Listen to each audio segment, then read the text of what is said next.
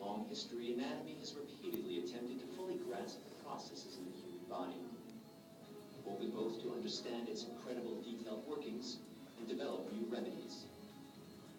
Thanks to the plastination technique, a body's internal structure can now be durably displayed in a way that is more fascinating and more aesthetic than ever before. The plastination technology was invented by Gunther von Hagens in 1978, and ever since then he has devoted his life to it, further developing plastination to its current advanced state. Authentic human bodies, dissected and plastinated by anatomists, tangible and comprehensible. These are the bodies of donors. During their lifetimes, they decided to leave their bodies for plastination to help train and educate physicians and medical laypersons. So how does plastination work? Usually, the body has been dead for 2 to 3 days when it reaches the Institute for Plastination. First, formalin is applied to stop decomposition. Then the further steps and type of preparation are carefully planned. Certain types of plastinates require different techniques and polymers. Plastination of an entire body takes several weeks. To properly expose the structures, great care is needed. They have to be perfect. After all, the finished specimens are primarily intended for demonstration and instruction in training medical students. After dissection, the plastination process begins. The bodies are first dehydrated in acetone. The specimens are then impregnated with silicone in a refrigerated vacuum chamber. During this process, a vacuum pump effervesces the acetone out of the body, creating a vacuum in the tissue. And that allows the plastic to be gradually sucked into even the most minute cells. After vacuum impregnation, the specimen has to be set in the desired pose. Once the pose is fixed, all the anatomical structures, each and every nerve and vessel, has to be set in the correct position. A complicated process involving ropes, wires, foam pads, and needles. Designing, in particular, is an intellectual and artistic achievement, needing a process of strategic planning and careful reviews during implementation to ensure the end result is aligned with the overall image.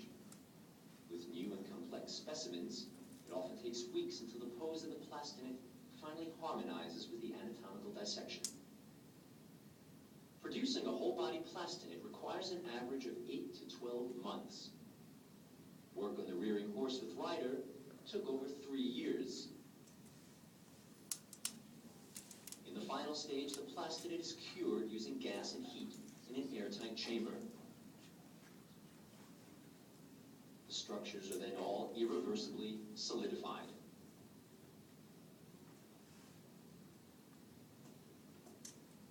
Renaissance artists and scientists knew about mortality. Death was ever present. In today's world, death and physicality are being increasingly repressed. Death has been banished from our consciousness. An encounter with a dissected body can be a moving experience. It can teach us to appreciate this unique wonder, while at the same time reminding us how transitory life is. Gunther von Hagens has so far developed over 20 polymer compounds for various applications in plastination. For example, in sheet plastination. Sheet plastination permits the body to be shown in cross-section. The structure becomes visible, layer by layer, making the position of the organs and individual deviations clear. Such knowledge is indispensable, for instance, in utilizing computer-aided tomography. For sheet plastination, the specimen is first fixed with the aid of a laser level. It is then frozen in acetone at minus 22 degrees Fahrenheit and foamed with polyurethane.